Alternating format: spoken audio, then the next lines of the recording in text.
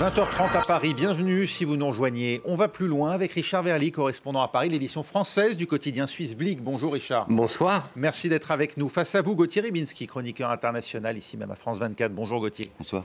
Au sommaire, nouvelle prolongation ou pas, on attend d'en savoir plus pour la trêve qui expire demain jeudi au Proche-Orient.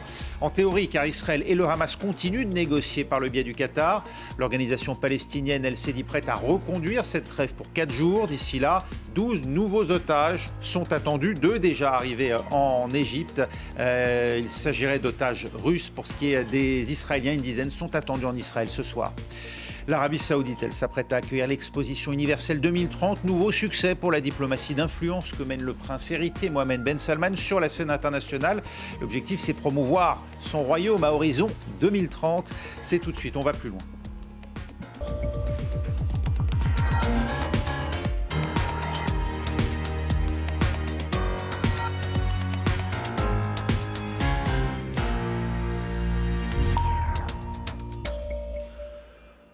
Vont-ils prolonger la trêve? Le Hamas s'est dit prêt à 4 jours de plus pour libérer de nouveaux otages israéliens et étrangers en échange de prisonniers palestiniens. Israël va-t-elle renoncer à reprendre son offensive? Et si oui, jusqu'à quand? Washington, en tout cas, a décidé de peser dans cette direction. Anthony Blinken, le chef de la diplomatie américaine, se rend à nouveau en Israël. Pauline Godard, vous êtes-vous à Tel Aviv pour France 24? Toujours pas d'annonce sur un éventuel prolongement de cette trêve. En attendant, on guette une nouvelle libération d'otages. Oui, écoutez, ce qu'on sait, c'est que les 10 otages sont bien actuellement entre les mains de la Croix-Rouge. Ils se dirigeraient vers le point de passage avec l'Égypte. Une fois ce point de passage passé, ils se dirigeront vers le point de passage de Kerem Shalom. Ici, à ce point de passage, leurs identités seront vérifiées par des soldats israéliens. Et puis, ils pourront après être conduits dans des hôpitaux et retrouver leur famille. Nous n'avons pas d'informations pour le moment sur l'identité de ces personnes, de ces 10 otages qui ont été libérés par le Hamas. Il s'agirait en tout cas, d'après nos informations, de 5 femmes et de 5 mineurs. Vous l'évoquiez, 2 autres otages ont été libérés un peu plus tôt par le Hamas. Il s'agit de 2 femmes israélo-russes. Elles ont 50 et 73 ans et nous avons appris qu'elles étaient, ça y est, entre les mains des Israéliens. Alors une fois que tous les otages d'aujourd'hui seront libérés, eh bien, les autorités pénitentiaires israéliennes auront 2 heures pour libérer 30 prisonniers palestiniens. Il s'agirait de 15 femmes et de 15 mineurs. Concernant la prolongation de la trêve, il n'y a pas pour le moment plus d'informations du côté d'Israël. Le Hamas a dit un peu plus tôt qu'il était prêt à prolonger cette trêve de 4 jours. Ce que l'on sait, c'est que le cabinet de guerre doit se réunir ce soir pour en discuter. Anthony Blinken, le secrétaire d'État américain, est attendu ici en Israël et lui, il plaide pour une prolongation de cette trêve. Alors si cette trêve est également prolongée, puisqu'elle doit prendre fin normalement demain matin à 7h du matin, heure israélienne, elle permettra également à l'aide humanitaire de continuer à entrer dans la bande de Gaza. Les Gazaouis sont dans une situation, une catastrophe humanitaire monumentale, a dénoncé ce soir le chef de l'ONU. Merci Pauline Godard. Alors parmi les otages, vous le disiez Pauline, on attend effectivement d'en savoir plus, mais un notamment retenait toute l'attention, le petit Kfir Bibas, âgé d'à peine 10 mois, il avait été capturé avec son frère de 4 ans. Les brigades Ezedim Al-Qassam, la branche armée du Hamas, ont annoncé leur mort aujourd'hui, tués dans un bombardement qu'ils attribuent à Israël. Comment réagit-on à cette annonce sur place? Vous vous trouvez précisément, Pauline, sur la place justement où manifestent depuis le 7 octobre les proches d'otages. Écoutez, depuis que nous sommes arrivés sur cette place, et nous y étions également hier, on sent vraiment que l'ambiance est encore plus pesante aujourd'hui. On sent qu'il y a beaucoup de tristesse suite à cette annonce. Alors évidemment, beaucoup veulent encore y croire, car l'armée israélienne a annoncé qu'elle était en train d'enquêter par rapport à cette annonce qui a été faite. Donc Kfir Bibas, sa mère et son petit frère de 4 ans auraient été tués lors d'un bombardement israélien juste avant la trêve. Pour l'instant, rien est confirmé. L'armée dit donc continuer à enquêter. Benyamin Netanyahou a eu au téléphone la famille Bibas. Il a dit qu'il était en train de faire tout ce qu'il pouvait pour confirmer ou pour infirmer cette information. Et il est vrai qu'ici, nous avons parlé avec plusieurs personnes qui nous ont expliqué que toutes ces informations étaient difficiles à digérer parce qu'il y avait parfois cette joie, cette libération des otages qui apporte de la joie et en même temps, c'est aussi ces mauvaises nouvelles et aussi de penser aussi encore à tous ces otages qui sont actuellement encore entre les mains du Hamas. Il serait environ encore 150. Merci Pauline Godard. Et oui, décidément, on passe par des sentiments bien contrastés, on l'imagine, en Israël. Richard, faut-il croire l'affirmation du Hamas concernant Kfir Bibas et son frère ou bien attendre des preuves ? Écoutez, je crois que c'est extrêmement difficile à dire. Il me semble que, en la matière, le Hamas a sans doute des raisons de dire cela. Vous imaginez s'il mentait sur ce sujet, qu'est-ce que ça leur rapporterait aux Palestiniens? Maintenant, est-ce que les circonstances de la mort sont celles évoquées pour le Hamas? Ça, c'est autre chose. Mais malheureusement, j'aurais tendance à dire que sur le fait qu'ils ne sont plus parmi nous, qu'ils sont décédés, on peut penser que c'est juste. Si leur mort est confirmée, Gauthier, justement, s'agissant des circonstances qu'évoquait à l'instant Richard, comment savoir s'il s'agit d'un bombardement d'Israël ou la responsabilité du Hamas? Et cette dernière n'est-elle pas engagée dès lors que le Hamas a pris le risque d'enlever ses enfants? Oui, exactement. Évidemment que on sait de la manière, la façon dont Israël riposte et réplique, et ça n'est pas non plus une garantie pour la survie des otages. Et c'est aussi une partie, il faut espérer que ce n'est qu'une partie de la politique israélienne. Mais on a bien vu ce glissement ces derniers temps vers, encore une fois, l'extrême droite israélienne qui a tendance à considérer que la question des otages n'est pas la question prioritaire. Et ça serait aussi une révolution d'une certaine manière en Israël, puisqu'on sait qu'à chaque fois qu'il y a eu des questions d'otages, Israël a dit, comme c'était le cas avec Gilad Shalit, qui était caporal, qui n'était pas un haut gradé, il a dit c'est 1200 personnes en échange. Là, si vous voulez, ce qui m'abasourdit, c'est un peu comme si le Hamas, et c'est une opération de communication admirablement... Vous avez vu les images tout à l'heure où on voyait les combattants qui tendent de l'eau aux otages qu'ils relâchent. Si on voulait vraiment faire du mauvais humour, on dirait qu'ils sont en train de subériser, c'est-à-dire ça devient une compagnie de taxi. Je vous dépose où, ma petite dame? Non mais attendez, on est où? Ces gens-là sont en train de présenter la situation actuelle comme si elle était la résultante d'une fatalité, comme si ce malheur s'était abattu sur la région. On ne sait pas pourquoi, une plaie, une énième plaie, alors qu'ils en sont à l'origine.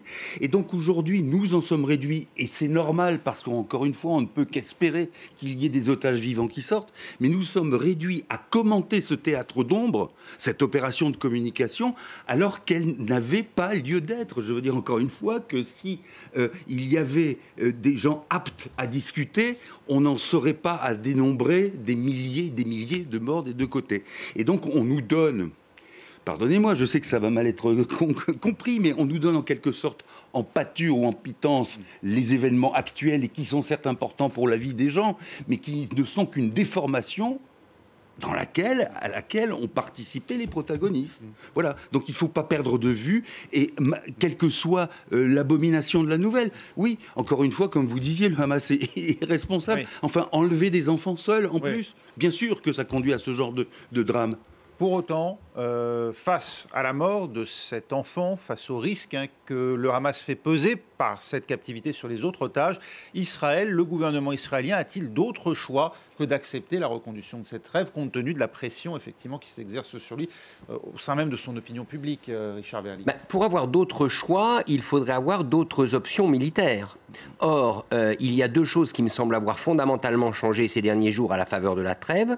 D'abord, c'est que de l'aide massive est arrivée à Gaza, et sur cette aide, vous pouvez imaginer que le Hamas en a prélevé une partie. Donc, autrement dit, les structures du Hamas se sont renforcées pendant la trêve. Reconstituer sa capacité? Écoutez, peut-être pas, sûrement pas sa capacité militaire, mais sa capacité en termes d'approvisionner ses combattants, les remettre physiquement sur pied, on peut imaginer qu'ils l'ont fait. Et de poursuivre, pardonnez-moi d'un mot, et de poursuivre ce qu'ils font d'habitude, c'est-à-dire de faire un tri entre ceux qui peuvent bénéficier de leur largesse et ceux qui n'en bénéficient pas. Voilà. Donc le Hamas s'est probablement renforcé. Et deuxième chose, si Israël veut reprendre les hostilités, où ?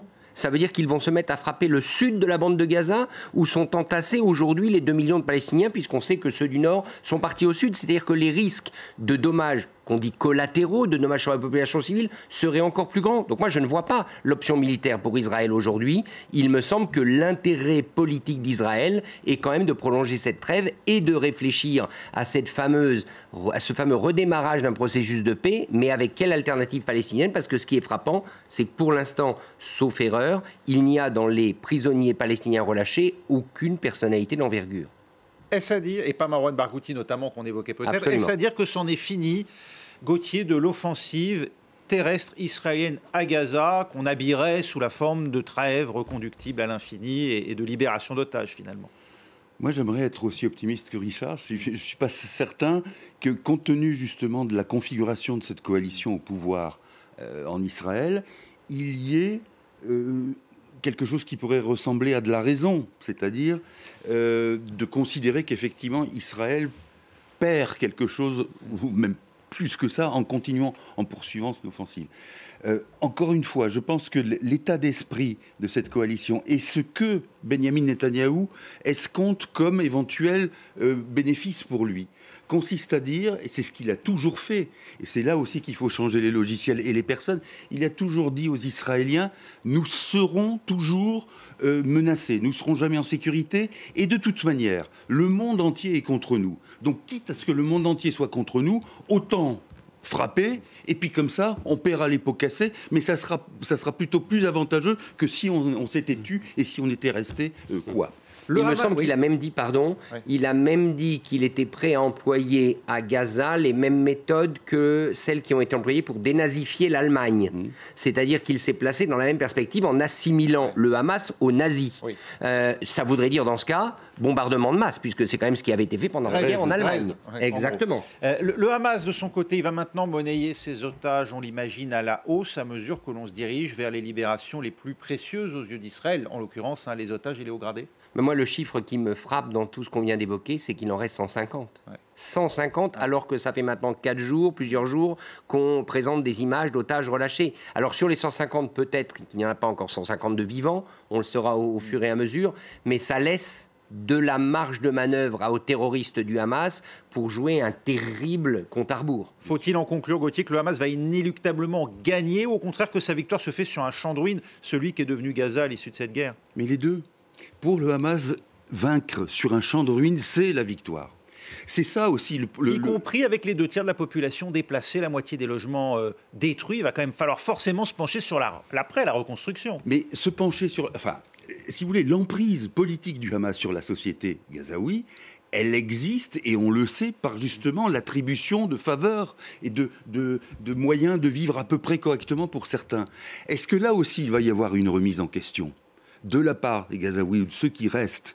Il faut le souhaiter. Je me souviens d'une interview qui est assez récente du président israélien Isaac Herzog, et qui disait, alors c'était à la fois intéressant et un peu naïf, il disait, mais les Gazaouis, ils savent se révolter contre l'armée israélienne, ils peuvent prendre des pierres, et ils ne se révoltent pas contre le Hamas. Et c'est vrai qu'il y a là quelque chose à évaluer. Mais en même temps, comment faites-vous pour vous révolter quand vous êtes dans un pays ou dans un territoire qui est déjà sous le blocus israélien et qui subit un blocus culturel, politique, moral, tout ce que vous voulez, de la part du Hamas? C'est extrêmement difficile, mais c'est ce qu'il faut souhaiter. Je pense simplement que dans la configuration ou l'auto-formatage des combattants et de la direction du Hamas, régner sur un champ de ruines, c'est en quelque sorte à la fois esthétiquement et idéologiquement ce qui leur plaît le plus. On évoque côté américain et même côté israélien, la possible reconstruction demain de Gaza aux mains d'une autre autorité, soit une autorité palestinienne revitalisée, comme l'a dit Joe Biden dans sa tribune au Washington Post la semaine dernière, ou d'autres constructions possibles. Enfin, comment éviter un jusqu'au-boutisme d'une population qui n'a aujourd'hui plus rien à perdre? Le Hamas éradiqué peut-être dans les armes, mais pas dans les têtes. Oui, et surtout pas éradiqué politiquement. Et le Hamas, de toute manière, ne laissera pas, il faut bien en avoir conscience, à moins que ce soit l'objet d'une négociation, mais ne laissera pas échapper son leadership sur la bande de Gaza. Ou en tout cas, il faudra lui donner quelque chose pour ceux qui restent du Hamas. Il faudra qu'il y ait une contrepartie. Quelle peut être sa contrepartie? Alors, vous parliez de Marwan Barghouti, parce que c'est le nom qui revient régulièrement, qui est encore incarcéré en Israël, mais un seul homme ne pourra pas tout. Il faudrait donc véritablement construire une alternative palestinienne, mais cette alternative, d'une façon ou d'une autre, elle devra négocier avec le Hamas, et il faudra sans doute, je pense, vu de l'extérieur, inclure au moins des éléments politiques du Hamas. Ils ne lâcheront pas prise comme ça. Auréolé de la sortie, en plus, de la libération de prisonniers palestiniens. Oui. Tout dépend. Alors, d'une part, effectivement, qui va sortir? Parce que pour l'instant, on a vu que les prisonniers palestiniens, et c'est tant mieux parce que ça prouve en creux qu'Israël détient des gens qu'il n'a pas à détenir. Mais on va voir s'il y a des historiques et surtout s'il y a des gens de capacité et de valeur. Barghouti en est un. Mais si vous êtes Benyamin Netanyahou, vous ne libérez pas un Barghouti parce que précisément, vous savez qu'il est capable de jouer contre votre logiciel. Là où vous aviez tous les deux raison, et je trouve que c'est essentiel de souligner que le Hamas prospère, au fond, en étant une forme de sublimation des détresses et des souffrances que vivent les Palestiniens. C'est pour ça qu'il est si difficile de l'éradiquer. Évidemment, militairement, Israël est capable de faire quelque chose. Mais la représentation qu'a le Hamas comme étant une forme, encore une fois, esthétique, plaisante, hein, tout ça avec beaucoup de guillemets, mais qui transfigure en quelque sorte la souffrance des Gazaouis, ben ça, pour l'éradiquer, c'est une autre paire de manches.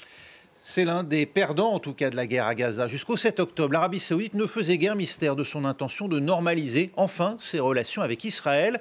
Les attentats du Hamas et l'inévitable réaction israélienne ont réduit ses projets à néant. Pour autant, Riyad continue de pousser ses ambitions sur la scène internationale. La capitale saoudienne vient d'être choisie pour accueillir l'exposition universelle de 2030. Étienne Papono. Tu voulais réagir? La délégation saoudienne peut laisser exploser sa joie. Ce mardi, les embrassades succèdent aux applaudissements, alors que Riyad vient de se voir attribuer l'exposition universelle de 2030. Je veux exprimer notre immense gratitude à tous les pays qui ont soutenu notre candidature. Nous nous engageons à répondre aux attentes et à organiser une exposition extraordinaire. Un succès de plus pour le prince héritier Mohammed Ben Salman. Sous son impulsion ces dernières années, le royaume met les bouchées doubles pour développer son pouvoir d'attraction et réduire sa dépendance à la rente pétrolière. Jeux asiatiques d'hiver en 2029, Grand Prix de Formule 1 depuis 2021, nouveau circuit international de golf, mais aussi recrutement de stars de football l'été dernier, en attendant l'organisation probable du mondial en 2034. L'Arabie saoudite joue à fond la carte du sport.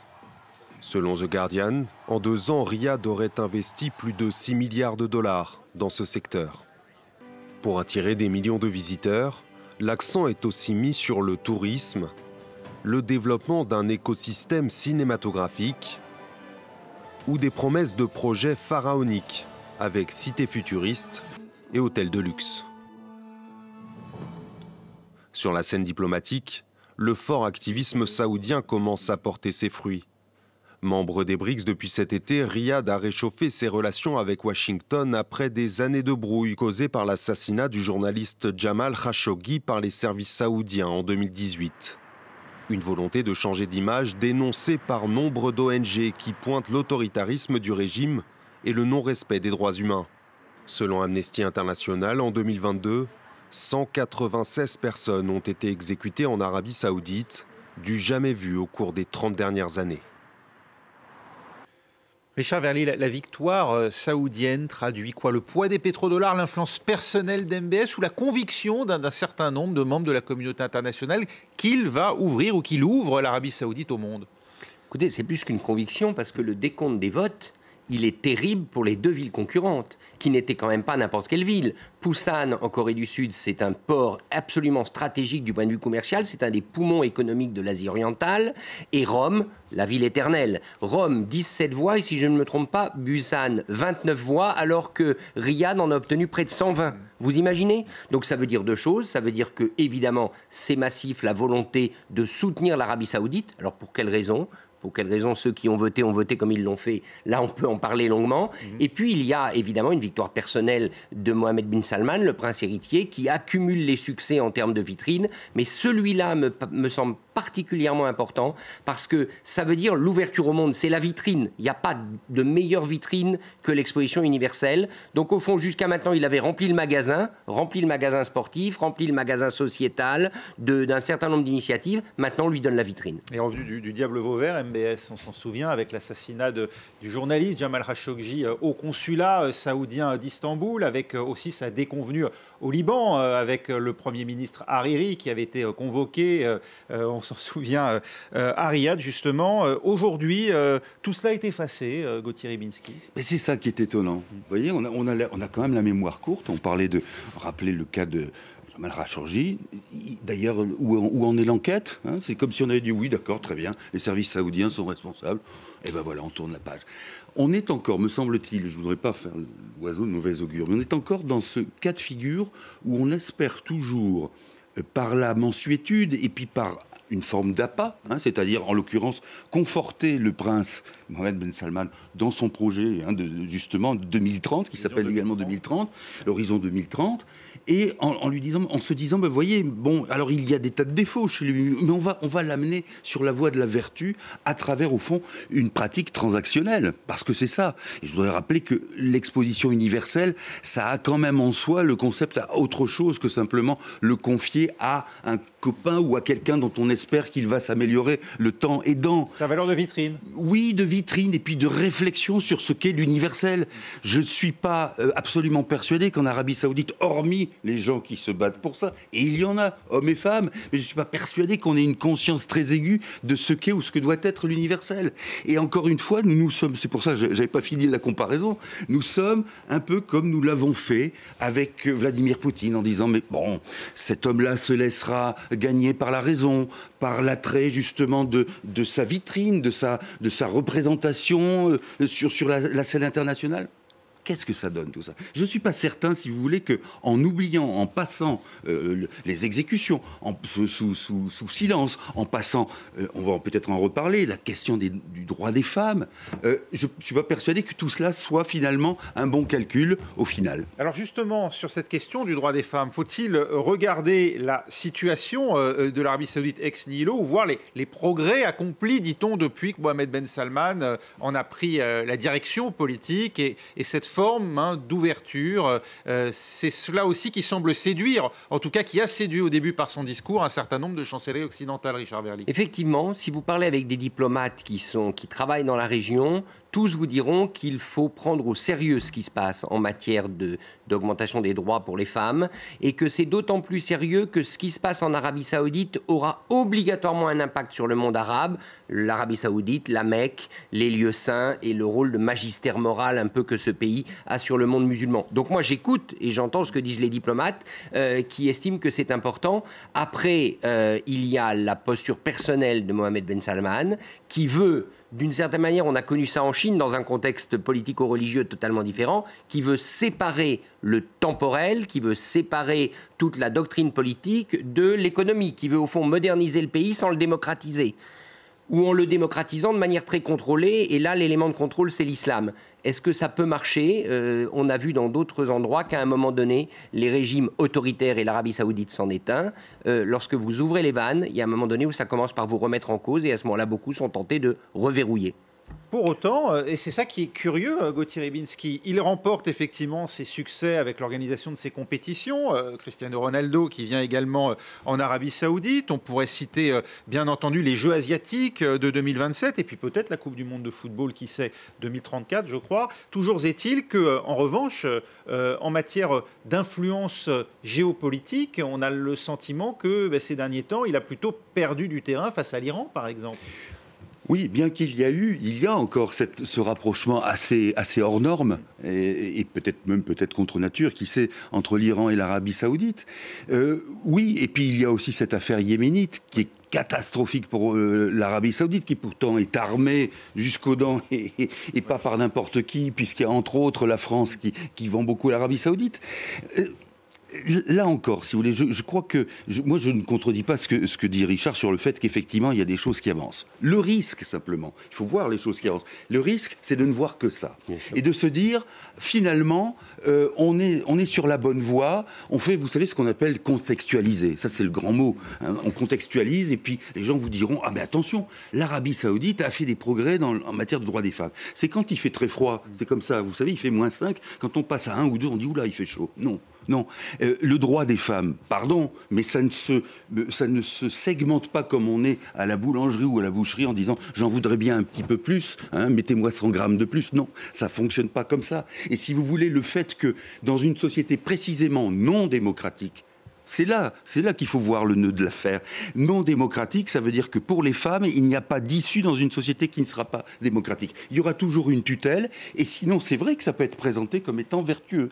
Et là, dans ce domaine-là, les Saoudiens sont très très forts dans le domaine justement de la vitrine, de la façade, comme on organise un événement. Est-ce que derrière, il y a quelque chose qui suit des faits? En plus, c'est vrai que ça met du temps, ce genre de choses. Mais enfin, moi, je ne vois pas dans la société saoudienne, encore une fois, hormis ceux qu'il ne faut jamais oublier, hein, les dissidents, qu'ils soient hommes, femmes, et dont on entend très peu parler, et qui sont menacés, je ne vois pas de ferment, si vous voulez, qui soit autre, qui aille plus loin, et j'espère me tromper, mais qui aille plus loin que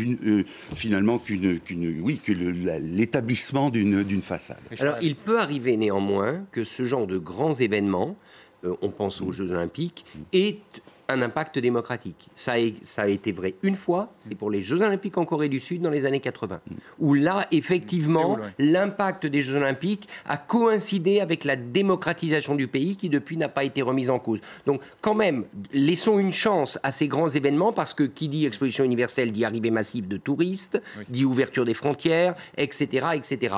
Mais ça peut très bien, après, d'un seul coup, se refermer. Encore une fois, qui tient la clé et qui a le verrou? Pour l'instant, c'est Mohamed Ben Salman et la famille régnante. Et il faudra aussi sans doute s'interroger sur l'impact environnemental. On est à la veille de la COP28 Absolument. au Qatar. Et là, on va quand même avoir de gros événements organisés dans un pays, notamment les Jeux Olympiques d'hiver.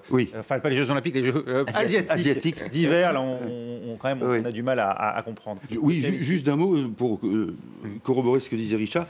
C'est vrai, l'exemple de la Corée du Sud est parlant. Simplement, en Corée du Sud, cet éveil démocratique avait quelque peu précédé les Jeux Olympiques, et ça a été effectivement un effet d'amplification. Merci beaucoup, Richard Verly, Gauthier Ribinski. On va plus loin, c'est terminé. Prochain journal dans 3 minutes.